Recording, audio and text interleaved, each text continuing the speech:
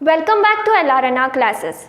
Today we are going to learn a new prose of class 3 from unit number 4, and the name of the prose is A Little Fish Story, which is written by Enos B. Comstock. So basically यहाँ पे author ये कहना चाहते हैं कि हमें अपने appearance से कभी भी डिससैटिस्फैक्शन नहीं होना चाहिए.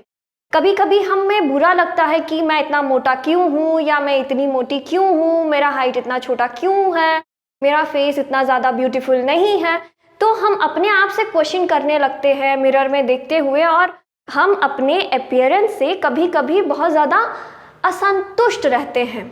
लेकिन ये स्टोरी में एक छोटा सा फिश होता है जिसका साइज बहुत ज़्यादा छोटा होता है, और जब भी उसके सामने कोई बड़ी मछली गुजरती तो उसको बहुत ज़्यादा दुख होता था. वो हमेशा अपने आप को कोसता था कि मैं इतना छोटा क्यों हूँ, मुझे तो बड़ी मछली बनना है. लेकिन उसके लाइफ में ऐसे कुछ होता है कि वो बाद में अपने अपीयरेंस को थैंक यू बोलता है, क्योंकि उसके छोटे होने का भी बेनिफिट्स उसको बाद में पता चलता है. और वो कभी भी अपने लाइफ में अपना छोटा साइज होने के कारण खुद को नहीं कोसता और हमेशा अपने अपीयरेंस को लेके थैंक यू बोलता है और अपने लाइफ को एंजॉय करता है. ठीक उसी तरह हमें भी अपने अपीयरेंस को कोसना नहीं चाहिए. भगवान ने हर एक क्रिएचर में एक खूबी भरी है, और ये नहीं कि अगर किसी और में वो खूबी है तो हम में भी हो. शायद हो सकता है हम किसी और चीज़ में अच्छे हो, शायद मेरा दोस्त पढ़ाई में अच्छा हो सकता है, मैं खेलकूद में अच्छी हो सकती हूँ, कोई और गाने में अच्छे हो सकते हैं. तो हमें दूसरों से अपने आप को कंपेयर नहीं करना चाहिए, क्योंकि हर किसी में अपना खूबियाँ होती हैं. तो चलिए let's learn this prose in detail. A little fish story. There are a great many million fish in the seas, but this story is about just one of them, and a very small one at that. Now this little fish had everything in the seas to make him contented, but he was not happy. You will laugh when I tell you why he was not. He was unhappy because he was so very small. It is very hard to be such a little mite of a fish, he would say over and over again. If I were only larger, how much happier I could be. And he said it so many times that I think he believed it. One day he was swimming along with the rest of his school and thinking, no doubt, how much more the larger fish had to be thankful for than me, when suddenly, with no warning, they found themselves in the meshes of a great net. There was much floundering and splashing as the net was drawn up out of the water into the sunlight, and just as its howl was being emptied into the boat, the smallest fish in the school wriggled through the mess and slipped back into the cool, clear water. How good it felt! He swam here and there and everywhere, and some of the fish who knew him well all the rest of his life said that they never again heard him say that he wished to be anything but a little fish. तो क्या होता है? There are a great many million fish in the seas.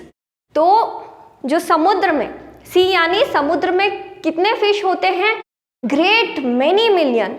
Million का मतलब होता है 10 lakh. Million का मतलब होता है 10 लाख. तो ये समुद्र में कई millions of variety of fishes पाए जाते हैं. But this story is about just one of them. लेकिन ये जो हम स्टोरी पढ़ने वाले हैं, छोटा सा स्टोरी, ये एक छोटे से फिश के बारे में है जो उन मिलियन फिश में उपस्थित है, and a very small one at that. और ये जो फिश क्या है, बहुत ज्यादा छोटा साइज में है। Now this little fish had everything in the seas to make him contented। ये लिटिल फिश को जो भी चीजें चाहिए था, ये सभी चीजें वो समुद्र में अवेलेबल पहले से थी।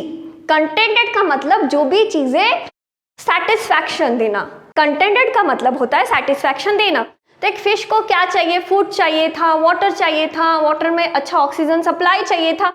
तो जो जो चीजें इस फिश को जरूरत थी, ये सीज उसके सारे रिक्वायरमेंट्स को फुलफिल कर रहा था। But he was not happy. फिर भी वो अपने जिंदगी से खुश नहीं था। उसको जो भी ये समुद्र से मिलना चाहिए था सब कुछ मिल रहा था, खाना, पानी, फ्रेंड्स, सब कुछ। लेकिन वो इस समुद्र में उसको हैप्पीनेस नहीं हो रहा था। लेकिन क्यों? You will laugh when I tell you why he was not।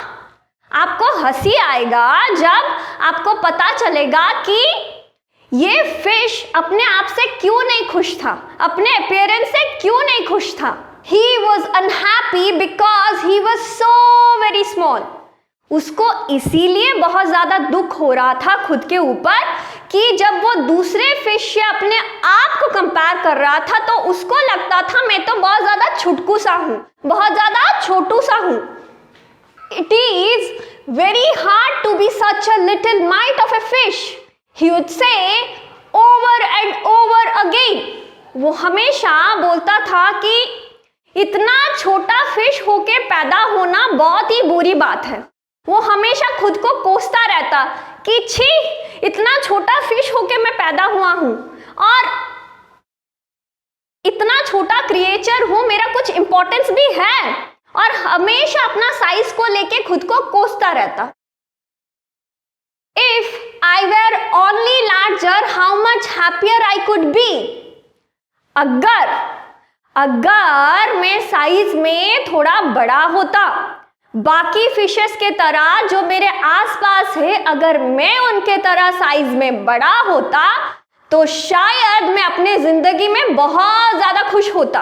And he said it so many times that I think he believed it. तो वो खुद को इतना बार बोलता कि काश मैं साइज में बाकी फिश के जैसे बड़ा होता तो बहुत ज्यादा खुश होता। तो ये बात हमेशा वो अपने दिमाग में बिठा लिया कि अगर मैं साइज में बड़ा रहता तो ही मैं खुश रहता। वो अपने अपीयरेंस को लेके हमेशा डिससैटिस्फैक्शन दिखाता। One day he was swimming along with the rest of his school and thinking no doubt how much more the larger fish had to be thankful for than he। तो एक दिन वो बाकी सारे दोस्तों के साथ पानी में क्या कर रहा था, स्विमिंग कर रहा था। रेस्ट ऑफ हिज स्कूल, यहाँ पे स्कूल जो है वो हो गया आपका कलेक्टिव नाउन। कलेक्टिव नाउन क्या होता है, एक पर्टिकुलर चीज जो है और वो ग्रुप में है, वो हो गया आपका collective noun.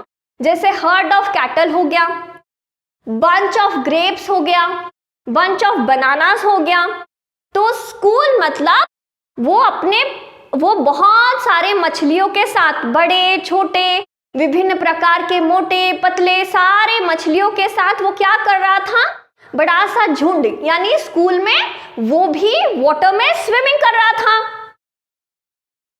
And thinking no doubt how much more the larger fish had to be thankful than he. और वो ये सोच रहा था कि ये जितने भी बड़े फिश मेरे आसपास जो तैर रहे हैं, स्विमिंग कर रहे हैं मेरे साथ, वो मुझसे कितना ज्यादा खुश होंगे, वो भगवान को कितना ज्यादा थैंकफुलनेस व्यतीत कर रहे होंगे क्योंकि उनका साइज मुझसे बड़ा है। अगर मेरा साइज भी बड़ा होता तो मैं उनके जितना ही खुश होता। when suddenly with no warning they found themselves in the meshes of a great net. तो ऐसे वो सोच ही रहा था कि बड़े फिशेस कितने ज़्यादा लकी है कि उनका साइज बड़ा है और समुद्र में भी सारी चीज़ें मिल रहे हैं, और इस एक कारण के वजह से ही मैं डिससैटिस्फाइड हूँ कि मेरा साइज छोटा है। उसकी सोच ऐसे चल ही रही थी कि सडनली क्या हुआ, वो सभी लोग अपने आप को कहाँ पाए, मैसेज ऑफ नेट, अपने आप को उन्होंने एक नेट के अंदर पाया, एक जाली के अंदर वो सभी फंस गए थे। कौन फंस गए थे? लिटिल फिश और उसके आसपास जितने भी फिश थे, big fish, fat fish, thin fish, ये सारे फिशेस किस में फंस गए थे? वो नेट, मैसेज ऑफ नेट में फंस गए थे। There was much floundering and splashing as the net was drawn up out of the water into the sunlight. तो फ्लाउंडरिंग एंड फ्लैशिंग, तो सारे मछलियां क्या कर रहे थे? छटपटा रहे थे, क्योंकि पानी के अंदर ही मछली रह सकता है, पानी के बाहर वो एटमॉस्फेयर से ऑक्सीजन नहीं ले सकते, क्योंकि वो अपने गिल्स के थ्रू ऑक्सीजन को पूरे बॉडी को सप्लाई करते हैं। तो सारे जो फिशेस थे वो क्या कर रहे थे? फ्लाउंडरिंग और स्प्लैशिंग, मतलब एकदम छटपटा रहे थे, जोर से स्प्लैश कर रहे थे। As the net was drawn up out of the water into the sunlight, जब नेट को पानी से बाहर निकाल के सनलाइट में लाया गया, वो सारे फिशेस क्या कर रहे थे? एकदम जोरों से छटपटा रहे थे। And just as its howl was being emptied into the boat, the smallest fish in the school wriggled through the mess. And just as its howl was being emptied into the boat, और जब इन सारे fishes को निकाल कर boat में भरा जा रहा था, यानी नेट को एम्प्टी किया जा रहा था, खाली किया जा रहा था, the smallest fish in the school wriggled, जो सबसे छोटा फिश था, जो सबसे छोटा फिश था उनके ग्रुप में, वो क्या क्या wriggle, मतलब यूं यूं रेंगते रेंगते, हिलते हिलते, wriggled through the mess and slipped back into the cool clear water. वो जो छोटा फिश था वो नेट में क्या करने लगा? एकदम wriggle करने लगा। wriggle यानी धीरे से मूवमेंट करते हुए वो नेट से बाहर निकल गया। How good it felt. तो जब वो wriggle करके नेट से बाहर निकल के पानी के अंदर कूद गया, उसको बहुत ज़्यादा खुशी हुई, क्योंकि बाकी के फिश साइज में या तो बड़े थे या तो फैट थे, उसके वजह से वो नेट से बाहर नहीं निकल पाए। लेकिन ये फिश जो साइज में बहुत ज़्यादा छोटा था, आराम से रेंगते रेंगते पानी के अंदर कूद गया। He swam here and there and everywhere, and some of the fish who knew him well all the rest of his life. वो जो फिश था वो अभी मजे से पानी में क्या कर रहा है? स्विमिंग कर रहा है, हियर एंड देयर, पानी में हर जगह समुद्र में वो स्विमिंग कर रहा है। And some of the fish who knew him well, और जो फिशेस उसको अच्छे से पहचानते थे, जो फिशेस उसके दोस्त थे, who knew him well all the rest of life, जो उसके करीबी दोस्त थे फिशेस में, और वो उसके साथ थे रेस्ट ऑफ लाइफ, बाकी जिंदगी जो उसने गुजारा समुद्र में, और उसके साथ जो भी फिशेस उसके साथ रहने लगे, वो क्या बोल रहे थे? said that they never again heard him say that he wished to be anything but a little fish. वो हमेशा यही बोलता था कि मैं अपने जिंदगी में हमेशा अपना साइज को लेके कोसता रहा, लेकिन मुझे ये पता चल गया मैं इसी अपीयरेंस से खुश हूँ, मैं कभी भी जिंदगी में और कुछ नहीं बनना चाहता, मैं जैसे हूँ अच्छा हूँ, बढ़िया हूँ, और मुझे इसी तरह रहना है, उस इंसिडेंट के बाद से कभी भी लिटिल फिश ने अपने अपीयरेंस को लेके कोसा नहीं, बल्कि उसको पता चल गया कि वो कितना लकी है। वो पानी में एंजॉय भी करता है, वो समुद्र में उसको सारे रिक्वायरमेंट्स भी फुलफिल हो रहे हैं और वो अपने आप को प्रोटेक्ट भी कर सकता है। So this is all about the prose a little fish story. And now let us learn some of the difficult words which we came across while learning this story. So let's learn. Million, 10 lakh और 10 to the power 6. Million, 1 million का मतलब होता है equivalent to 10 lakh. Equivalent to 10 lakh. Floundering, struggle clumsily, awkwardly in mud or water. फ्लाउंडरिंग का मतलब होता है एकदम बुरी तरीके से स्ट्रगल करना। कहाँ पे? या तो कीचड़ में या तो वाटर में, एकदम बुरी तरीके से बॉडी को मूवमेंट करना। Message, material made of a network of wire or thread. Material made of a network of wire or thread. Message का मतलब एक मटेरियल होता है यानी नेट, ठीक है, जो कि थ्रेड से बना हुआ होता है, यूजुअली एक्वेटिक एनिमल्स को ट्रैप करने के लिए या किसी बर्ड्स को ट्रैप करने के लिए।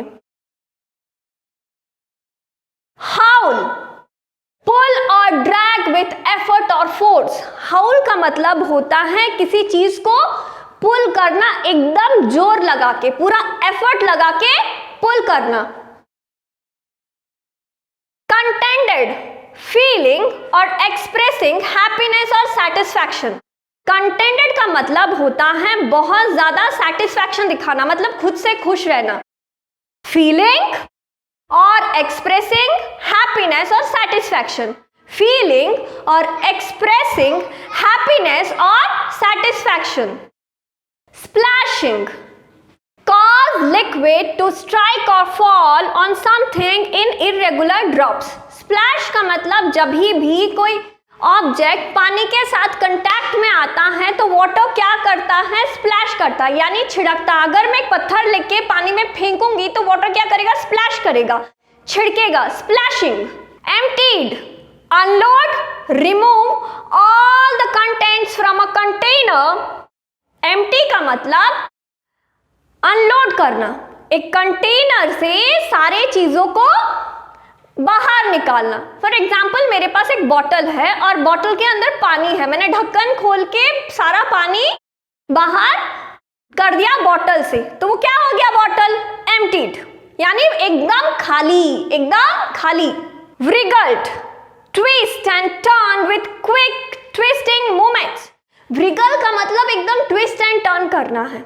ट्विस्ट एंड टर्न मूवमेंट का मतलब होता है वो अपने बॉडी को बहुत ज्यादा यहाँ वहां ट्विस्ट करता है, टर्न करता है, ठीक है। Twist and turn with quick twisting movements. Warning, a statement or event that warns of something or that serves as a cautionary. Warning, a statement or event that warns of something or that serves as a cautionary. Warning का मतलब होता है अगर आपने homework नहीं किया तो मैं पहली बार छोड़ दूंगी, अगर आप दूसरी बार नहीं करके आओगे तो मैं आपको क्या वार्न करूंगी? If you are not going to do the homework, मैं क्या करूंगी? मैं आपको क्लास से बाहर खड़े करके पनिशमेंट दूंगी। तो वार्निंग का मतलब होता है किसी को अगर कोई गलती करता है तो पहली बार उसको पनिश नहीं करना, वार्निंग देना। अगर वो गलतियां बार बार रिपीट करता है तो उसके लिए उसको पनिशमेंट देना जरूरी होता है। So that is a very interesting prose, a little fish story. Learn this story, enjoy this story, and if you find this video useful, please like and share it. And if you are watching this channel for the first time, please subscribe our channel. And if you have any queries related to this prose, please write your queries in the comment section to be answered. Until then, take care and thank you.